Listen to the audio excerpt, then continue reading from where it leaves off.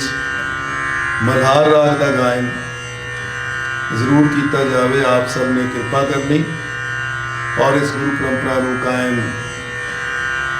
ਰੱਖਣ ਦਾ ਜੋ ਗੁਰੂ ਦੁਆਰਾ ਚਲਾਇਆ ਸਿਲਸਿਲਾ ਹੈ ਉਸ ਨੂੰ ਆਓ ਆਪਾਂ ਨਿਭਾਈਏ। ਇੱਕ ਪੜਤਾਲ ਰਚਨਾ ਆਪਦੇ ਸਾਹਮਣੇ ਰੱਖ ਰਹੇ ਹਾਂ। ਗੁਰੂ ਸਾਹਿਬ ਨੇ ਸਾਨੂੰ ਕਲਾਸੀਕਲ ਔਰ ਫੋਕ ਦੇ ਸਿੰਗਿੰਗ ਸਟਾਈਲ ਜਿਹੜੇ ਨੇ ਗੁਰੂ ਗ੍ਰੰਥ ਸਾਹਿਬ 'ਚ ਦਿੱਤੇ ਨੇ। ਅਸ਼ਟਪਦੀ ਅੱਜ ਕੱਲ੍ਹ ਕੀਰਤਨ ਗੀਤ ਅੰਗ ਤੋਂ ਹੀ ਜ਼ਿਆਦਾ ਹੋ ਰਿਹਾ।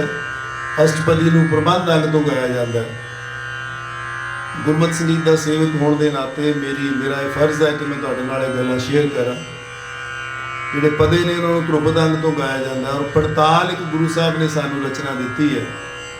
ਐਸੀ ਰਚਨਾ ਹੈ ਜਿਹੜੀ ਵੱਖ-ਵੱਖ ਤਾਲਾਂ ਵਿੱਚ ਨਿਬੱਧ ਹੁੰਦੀ ਹੈ। ਆਓ ਇੱਕ ਪੜਤਾਲ ਰਚਨਾ ਗਾ ਕੇ ਆਪ ਤੋਂ ਆਗੇ ਚਾਹਾਂਗੇ।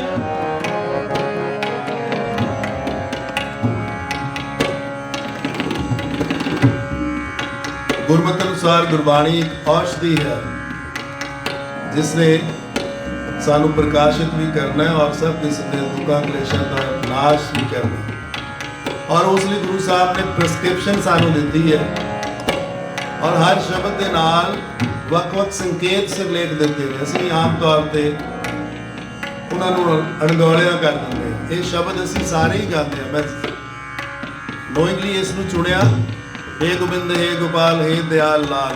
पर 55 शब्द गुरु ग्रंथ साहब 'ਚ ऐसे ने जिन्हां दे उत्ते पड़ताल दा सिरलेख है।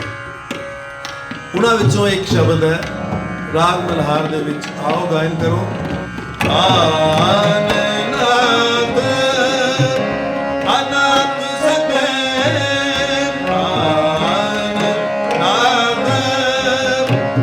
अनाथ सके दीन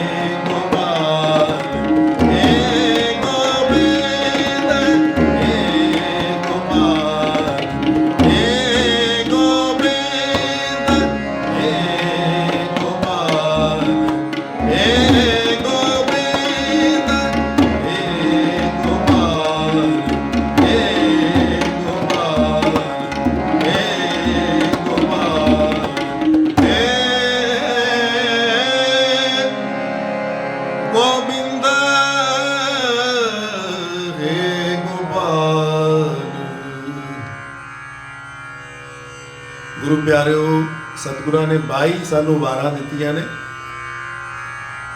ਔਰ ਆਮ ਕਰਕੇ ਸਾਡੇ ਮਾਨਯੋਗ ਭਾਈ ਸਾਹਿਬ ਗਿਆਨੀ ਜੀ ਸ਼ਸ਼ੋਭਤ ਨੇ ਗੁਰ ਸ਼ਬਦ ਵਿਚਾਰ ਨਾਲ ਜੋੜਦੇ ਨੇ। ਆਮ ਕਰਕੇ ਵੱਡਿਓ ਵੱਡਾ ਪਾਰ ਤੇਰਾ ਮਰਤਬਾ ਇੱਕੋ ਪੌੜੀ ਦਾ ਗਾਇਨ ਹੁੰਦਾ ਹੈ।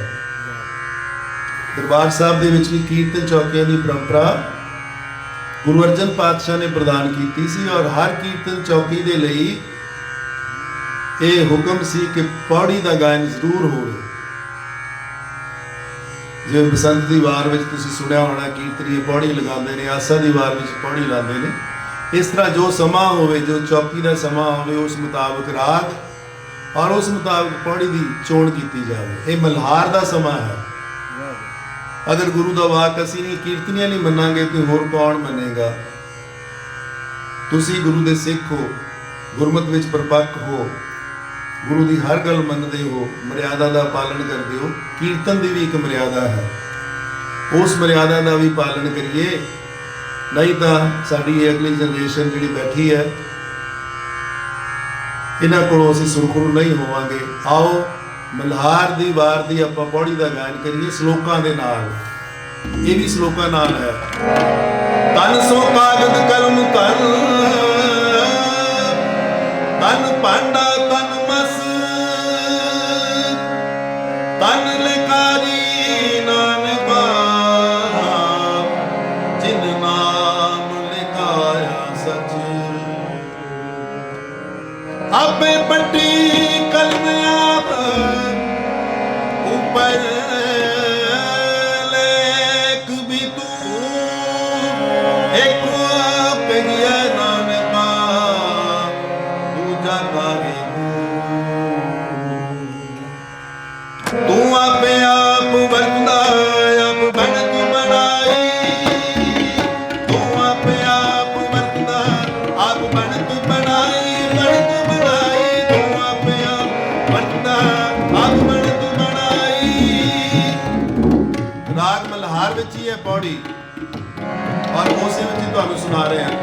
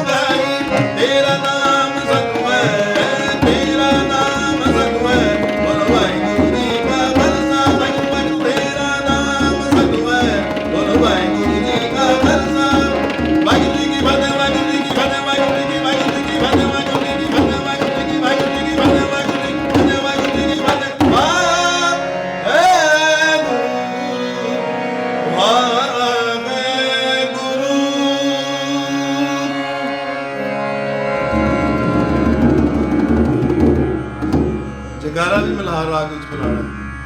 ਬੋਲੇ ਸੋਨਿਨਾ ਸਤਿ ਸ੍ਰੀ ਅਕਾਲ, ਸਤਿ ਸ੍ਰੀ ਅਕਾਲ। ਅਗਲੀ ਜਨਰੇਸ਼ਨ ਦਾ ਜਗਾਰਾ ਸਾਡੇ ਲਈ ਬਹੁਤ ਵੈਲਿਊਏਬਲ ਹੈ।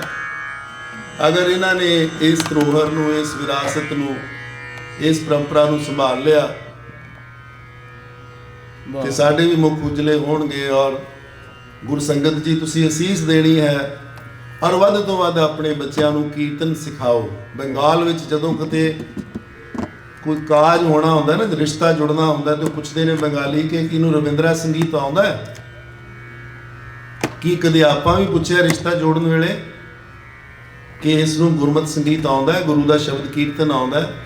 ਆਓ ਇਹ ਵੀ ਪਰੰਪਰਾ ਪਾਓ। 31 ਰਾਗ ਆਪਣੀਆਂ ਬੱਚੀਆਂ ਨੂੰ ਜ਼ਰੂਰ ਸਿਖਾਓ ਤਾਂ ਕਿ ਸਾਡੀਆਂ 2-3 ਜਨਰੇਸ਼ਨ ਜਿਹੜੀਆਂ ਨੇ ਉਹ ਸੌਰ ਜਾਣ। ਸ਼ਬਦ ਕੀਰਤਨ ਸਾਡੇ ਘਰ ਘਰ ਅੰਦਰ ਧਰਮਸਾਲ ਹੋਵੇ, ਕੀਰਤਨ ਸਦਾ ਵਸੋਆ ਦੀ ਜੋ ਪਰੰਪਰਾ ਹੈ ਉਹ ਗੁਰੂ ਪਾਤਸ਼ਾਹ ਆਪ ਸਥਾਪਿਤ ਕਰਨੇ ਹੋਣਾ। ਸ਼ਬਦ ਦੇ ਕੀਰਤਨ ਨਾਲ, ਸ਼ਬਦ ਦੇ ਵਾਸ ਨਾਲ ਔਰ ਸ਼ਬਦ ਦੇ ਸੰਗੀਤ ਨਾਲ ਵੱਧ ਤੋਂ ਵੱਧ ਬੱਚਿਆਂ ਨੂੰ। ਔਰ ਬੱਚੇ ਤੁਹਾਡੇ ਗੁਰਦੁਆਰੇ ਤਾਂ ਆਉਣਗੇ ਜੇ ਮਿਠਾਸ ਵਿੱਚ ਭਿੱਜੇ ਹੋਣਗੇ, ਜੇ ਸੰਗੀਤ ਦੀ ਉਹਨਾਂ ਨੂੰ ਸ਼ੀਰਨੀ ਦਿਓਗੇ, ਜੇ ਉਹਨਾਂ ਨੂੰ ਸ਼ਬਦ ਦੇ ਸੰਗੀਤ ਨਾਲ ਜੋੜੋਗੇ, ਸ਼ਬਦ ਦੀ ਕੀਰਤੀ ਨਾਲ ਜੋੜੋਗੇ। ਹੋਰ ਰਸਤਾ ਕੋਈ ਨਹੀਂ ਸਾਡੇ ਕੋਲ ਬਚਿਆ। ਔਰ ਵੱਧ ਤੋਂ ਵੱਧ ਇੱਥੇ ਪ੍ਰੀਚਰ ਪੈਦਾ ਕਰੋ, ਅਮਰੀਕਾ ਦੇ ਵਿੱਚ ਵੱਧ ਤੋਂ ਵੱਧ ਕੀਰਤਨੀਏ ਪੈਦਾ ਕਰੋ, ਉਹਨਾਂ ਦੇ ਲਈ ਇੰਸਟੀਚਿਊਟ ਬਣਾਓ, ਉਹਨਾਂ ਦੇ ਲਈ ਟੀਚਰਸ ਇੱਥੇ ਅਰੇਂਜ ਕਰੋ ਤਾਂ ਕਿ ਜੋ ਗੁਰਦਰਬਾਰ ਦੀ ਪ੍ਰੋਸੀਡਿੰਗ ਉਹੀ ਸਾਡੀ ਸਦੀਆਂ ਤੋਂ ਚਲੀ ਆਉਂਦੀ ਹੈ ਉਸ ਵਿੱਚ ਇਜ਼ਾਫਾ ਹੋ ਸਕੇ ਔਰ ਅਸੀਂ ਸਾਰੇ ਗੁਰੂ ਵੱਲ ਮੁੱਖ ਰੱਖ ਕੇ ਗੁਰੂ ਦੀ ਅਸੀਸ ਪ੍ਰਾਪਤ ਕਰ ਸਕੀਏ। ਸਾਡੇ ਵੀ ਮੁਗਧ ਮਨ ਜਿਹੜੇ ਨੇ ਛੱਜੂ ਜੀ ਵਾਂਗੂ ਪ੍ਰਕਾਸ਼ਿਤ ਹੋ ਜਾਣ। ਇਸੇ ਬਚਨਾਂ ਦੇ ਨਾਲ ਹੀ ਆਓ ਸ੍ਰੀ ਹਰਿਕ੍ਰਿਸ਼ਨ ਧਿਆਈਐ ਜਿਸ ਡਿਠੇ ਸਭ ਦੁੱਖ ਜਾਏ, ਹੋਈਆਂ ਭੁੱਲਾਂ ਚੁੱਕਾਂ ਦੀ ਖਿਮਾ ਫਤਿਹ ਦੀ ਸਾਂਝ ਕਰੋ। ਵਾਹਿਗੁਰੂ ਜੀ ਕਾ ਖਾਲਸਾ, ਵਾਹਿਗੁਰੂ ਜੀ ਕੀ ਫਤਿਹ।